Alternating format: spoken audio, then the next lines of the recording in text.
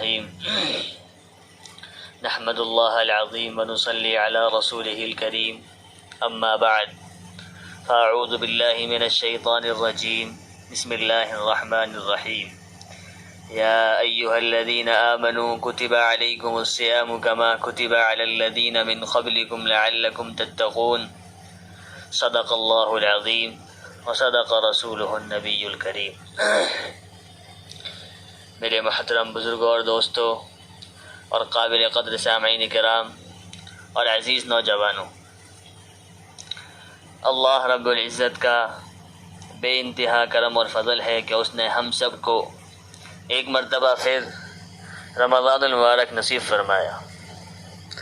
نہ جانے کتنے لوگ ہوں گے جو پچھلی سال زندہ ہوں گے رمضانوں میں، وہ یہ سوچ رہے ہوں گے کہ ہم آئندہ سال بھی رمضان منائیں گے، رمضان میں روزے رکھیں گے، لیکن اللہ تعالیٰ نے انہیں اپنے پاس بلا لیا ہو۔ اللہ تعالیٰ نے ہمیں یہ موقع دیا ہے، ہمیں رمضان نصیب فرمایا، تو ہمیں اس رمضان کا پورا فائدہ اٹھانا ہے۔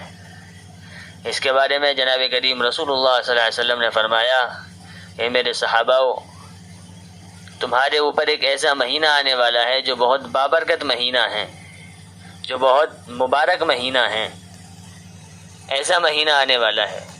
خود جناب کریم رسول اللہ صلی اللہ علیہ وسلم نے صحابہ سے فرمایا۔ ایک مرتبہ اللہ کے نبی صلی اللہ علیہ وسلم خطبہ دے رہے تھے تو صحابہ کو مخاطب کر کے کہا، وہ دیکھو کون آ رہا ہے اور تم کہاں جا رہے ہو؟ ایک مرتبہ فرمایا، پھر دوبارہ یہی بات کہی، وہ دیکھو کون آ رہا ہے اور تم کہاں جا رہے ہو؟ پھر تیسری مرتبہ یہی کہا، وہ دیکھو کون آ رہا ہے اور تم کہاں جا رہے ہو؟ 3 مرتبہ فرمایا تو صحابہ کرام پیچھے دیکھنے لگے کہ دیکھے تو صحیح کہ کون آ رہا ہے، کہ اللہ کے نبی جس کو 3 بار فرما رہے ہوں تو ضرور کوئی اہم ہو، ضرور کوئی اہم شخص ہوگا یا کوئی اہم بات ہوگی جو پیچھے سے آ رہا ہو۔ جب پیچھے مڑ کر دیکھا ہے تو کوئی بھی نہیں دکھا، نہ کوئی چیز دکھی، نہ کوئی انسان دکھا۔ تو آیت عمر کھڑے ہوئے اور کہا کہ اللہ کے رسول صلی اللہ علیہ وسلم، کیا کوئی وحی نازل ہوئی ہے جس کی وجہ سے آپ ایسا اشارہ فرما رہے ہیں کہ وہ دیکھو کون آ رہا ہے؟ آپ نے فرمایا نہیں۔ پھر کہا کہ کوئی دشمن ہمارے اوپر حملہ کرنے والا ہے کہ اللہ نے آپ کو ایسی بینائی، ایسی بصیرت دی ہے کہ آپ نے دیکھ لیا ہو کہ مدینے پر کوئی حملہ کرنے والا ہے؟ آپ نے کہا نہیں۔ آپ نے فرمایا کہ رمضان آ رہا ہے۔ کون آ رہا ہے؟ رمضان آ رہا ہے۔ اللہ کے نبی صلی اللہ علیہ وسلم نے رمضان کو اتنی تاکید کے ساتھ، اتنی اہم بات کو اتنے اہم طریقے سے بتایا کہ صحابہ کرام بھی سوچ میں پڑ گئے کہ ایسی کیا چیز ہے کہ جس کے بارے میں اللہ کے نبی صلی اللہ علیہ وسلم اتنی تاکید فرما رہے ہیں۔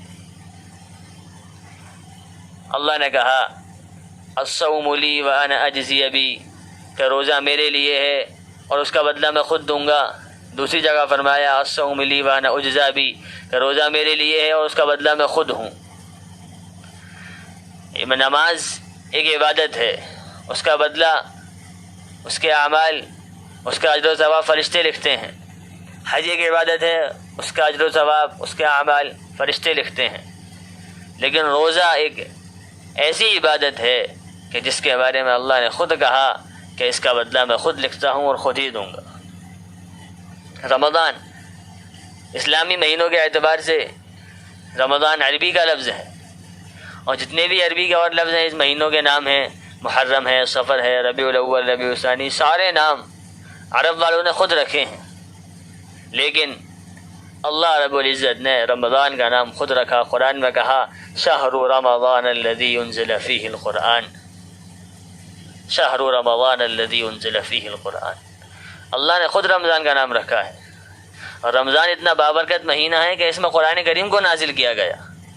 قرآن میں کہا شہر رمضان الذی انزل فیہ القرآن ھدی للناس وبینات من الھدی والفرقان، وہ رمضان کا مہینہ ہے جس میں ہم نے قرآن کریم کو اتارا، ھدی للناس، لوگوں کی ہدایت کے لیے۔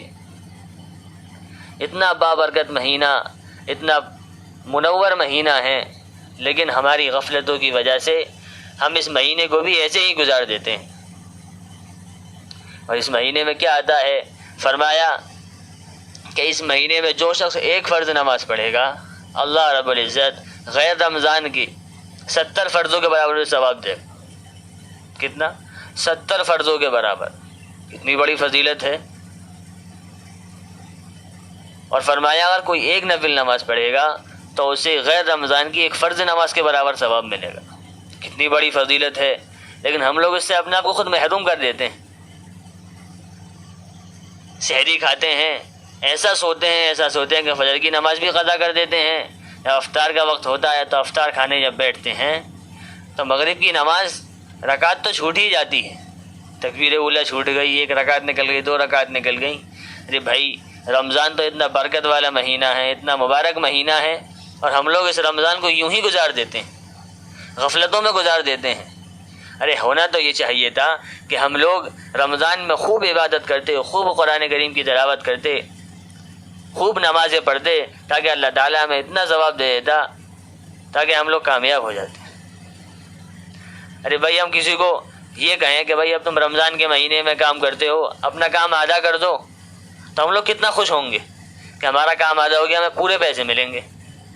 اگر کوئی شخص یہ کہہ دے کہ تم یہ کام کرتے ہو، اس کام کو تھوڑا کم کر دو اور پیسے بھی تمہیں ڈبل ملیں گے، تو انسان اور زیادہ خوش ہو جائے گا۔ ایک تو کام کا کام کم ہوا اور پیسے بھی ڈبل مل گئے۔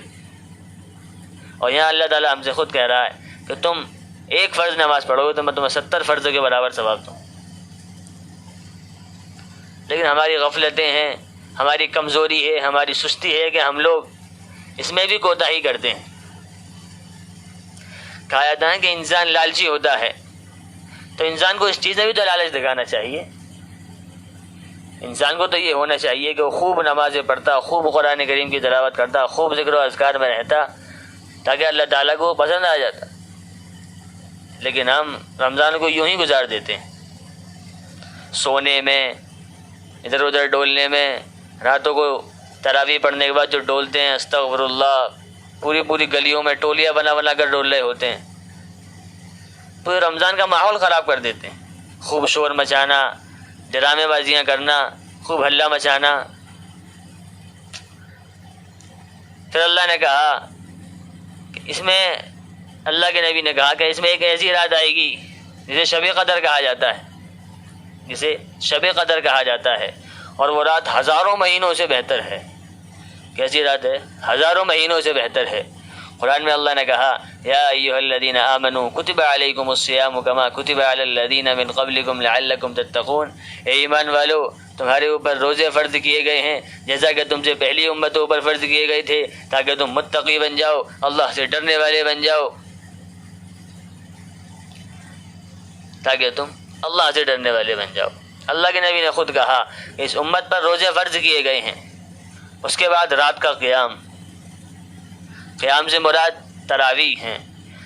ایک تو انسان پورے دن بھوکا رہا، پیاسا رہا، پھر افطار کری، اس کے بعد انسان تھک جاتا ہے، اس کے بعد تراویح پڑھنا کتنی بڑی انسان کے لیے خوش قسمتی کی بات ہے کہ اللہ نے ہم سب کو یہ چیزیں بھی عطا کی۔ پھر ہم تراویح پڑھتے ہیں۔ حضرت نے فرمایا کہ تراویح کے ایک ایک سجدوں پر، ایک ایک سجدے پر اللہ رب العزت 1,500 نیکیاں لکھتا ہے۔ اللہ اکبر، کتنی نیکیاں ہمیں روز مل رہی ہیں۔ ہم 40 سجدے کریں گے تو کتنی نیکیاں ہو جائیں گی، ذرا سوچو تو صحیح۔ اور پھر ہم نفل نماز پڑھیں گے، اللہ فرضوں کے برابر ثواب دیتا چلا جائے گا۔ اس کا ایک طریقہ ہمارے حضرت نے بتایا کہ انسان ظہر کی نماز پڑھے، مغرب کی نماز پڑھے اور عشاء کی نماز پڑھے، کیونکہ ان تینوں نمازوں کے بعد نفل نماز پڑھنا منع نہیں۔ عصر کے بعد اور فجر کے بعد نفل نماز پڑھنا منع ہے۔ تو ظہر کی ہم نماز پڑھیں گے، 12 رکعت ہوتی ہیں، 12 رکعت پڑھ لیں، اس کے بعد 2-4 رکعت اور نفل نماز پڑھ لیں تو ہم اس پہ ثواب بھی ملے گا اور ہمارا کام بھی ہو جائے گا۔ اسی طرح مغرب کی نماز پڑھتے ہیں، 7 رکعت ہمیں پڑھنی ہیں، 2-4 رکعت نفل اور پڑھ لیں، اللہ تعالیٰ اس میں ہمیں اور زیادہ ثواب دے دے گا۔ اس سے ہمیں ایک تو یہ ہوگا کہ ہمیں عادت بنے گی نفل نماز پڑھنے کی، رمضان میں بھی، پھر ہم غیر رمضان میں بھی کرنے والے بنیں گے۔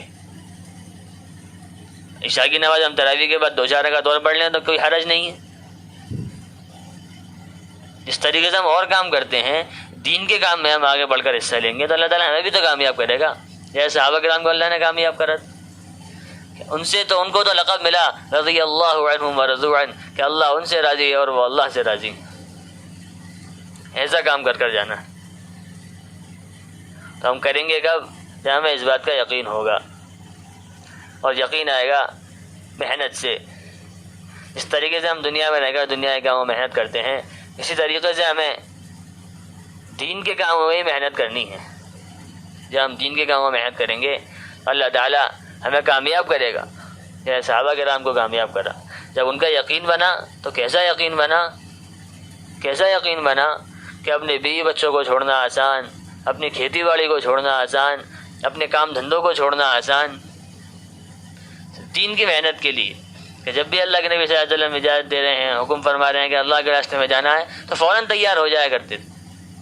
کوئی چوں چرا نہیں ہوتی تھی کہ میرے گھر میں کھانا نہیں ہے، یا مجھے کام پر جانا ہے، یا مجھے کھیتی باڑی کرنی ہے، کوئی کچھ نہیں۔ ایک بار حکم ملا فوراً لبیک کہا اور اللہ کے راستے میں نکلتے چلے گئے۔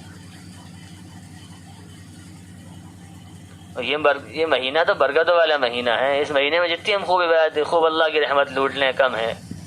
پہلا عشرہ بتایا، کتابوں میں آتا ہے کہ پہلا عشرہ رحمت کا ہوتا ہے، اور دوسرا عشرہ مغفرت کا ہوتا ہے، اور آخری 10 دن جہنم سے آزادی کے ہوتے ہیں۔ ہم ان تینوں کاموں کو نہ کرائیں تو کتنے بڑے افسوس کی بات ہے۔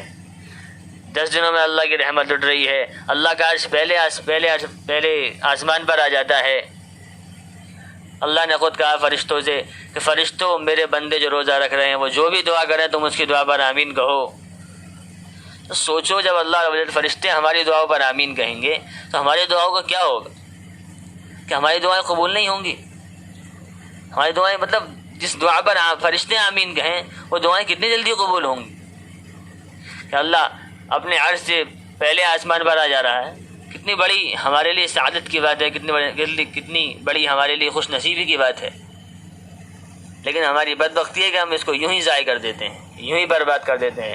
سحری کھانے کے بعد جو سوتے ہیں تو 10 بج جائیں، 11 بج جائیں، کوئی ظہر میں اٹھ رہا ہے، کوئی عصر میں اٹھ رہا ہے، کوئی وہی نہیں ہے، کسی چیز کی فکر ہی نہیں ہے۔ اگر کسی انسان کو کام پر جانا ہو 8 بجے تو وہ 8 بجے کا الارم لگا کر سوئے گا اور فوراً 8 بجے اٹھ بھی جائے گا۔ اگر اس سے کہو کہ فجر کی نماز پڑھ لے تو کہتا میری آنکھ نہیں کھلی تھی، کیسا اٹھتا؟ استغفر اللہ، استغفر اللہ، رحم فرمائے۔ اللہ کے نبی صلی اللہ علیہ وسلم جب معراج سے واپس آ رہے ہیں تو راستے میں دیکھا کہ کچھ مرد اور کچھ عورتیں ہیں الٹے لٹکے ہوئے ہیں اور ننگے ہیں۔ کیا ہیں؟ بالکل ننگے ہیں، اور نیچے سے آگ جلائی جا رہی۔ اللہ کے نبی نے فرشتے پوچھا یہ کون ہے؟ تو انہوں نے کہا کہ یہ وہ لوگ ہیں جو روزہ نہیں رکھتے تھے۔ یہ وہ لوگ ہیں جو روزہ نہیں رکھتے تھے۔ اتنا بڑا عذاب۔ اور کوئی دنیا میں کسی انسان کو ننگا کر کے، کوئی عزت دار انسانوں سے ننگا کر کے گلی میں ہی پھرایا جائے تو اس کی عزت تو ویسے ہی ہے، وہ تو اپنے آپ میں ویسے ہی مر جائے گا۔ اور وہاں تو اسے ننگا کرا گیا، پھر اس کے بعد اسے الٹا لٹکایا جا رہا، پھر اس کے بعد اس کے نیچے آگ لگائی جا رہی ہے۔ تو کتنی بڑے ہمارے، کتنا خطرناک عذاب، کتنا سخت عذاب ہے۔ ہم لوگ سن تو لیتے ہیں، عمل پھر بھی نہیں کرتے۔ افسوس۔ ایک واقعہ گزرا ہے کہ ایک بادشاہ کو کسی بات تو بڑی خوشی ہوئی، وہ جا رہا تھا تو اس نے کہا کہ میں ان سب کے سامنے ہیرے جواہرات پھینکوں گا۔ تو وہ ہیرے جواہرات پھینکتا ہوا اپنے گھوڑے پر آگے جا رہا تھا اور پیچھے ہیرے جواہرات پھینکتا ہوا، تو سب لوگ اسے اٹھانے میں لگ گئے کہ ہم لوگ لے لیں۔ جب لیتے رہے تو بادشاہ آگے جاتا رہا تو اس کے پیچھے غلام بادشاہ کے پیچھے چلتا رہا۔ اس نے ایک جواہرات کا ایک ہیرا بھی نہیں اٹھایا، اس نے ایک روپیہ بھی نہیں اٹھایا۔ تو بادشاہ نے اس سے کہا جب پیچھے مڑ کر دیکھا کیا تمہیں ہیرے جواہرات کی اور پیسوں کی ضرورت نہیں ہے؟ تو اس نے بڑا پیارا جواب دیا، اس نے کہا کہ مجھے ہیرے جواہرات کی نہیں بلکہ ہیرے جواہرات کے مالک کی ضرورت ہے۔ ہیرے جواہرات کے مالک کی ضرورت ہے، اگر وہ مالک مجھے مل جائے گا تو ہیرے جواہرات تو میرے ویسے ہی ہو جائیں گے۔ تو یہی فرمایا کہ جو شخص روزہ رکھے گا، اللہ تعالیٰ نے کیا کہا کہ میں اس کا بدلہ خود ہوں، میں اس کا بدلہ خود دوں گا۔ تو جو انسان روزہ رکھے گا تو اللہ تعالیٰ اس کا خود ہو جائے گا۔ تو سمجھو پھر اسے کس چیز کی ضرورت پڑے گی دنیا میں؟ اسے کسی چیز کی ضرورت نہیں پڑے گی دنیا میں کہ میں یہ کام کر لوں یا وہ کام کر لوں۔ جب اللہ اس کے پاس خود ہے، اللہ اس کے پاس ہے، اسے کس چیز کی ضرورت پڑے گی؟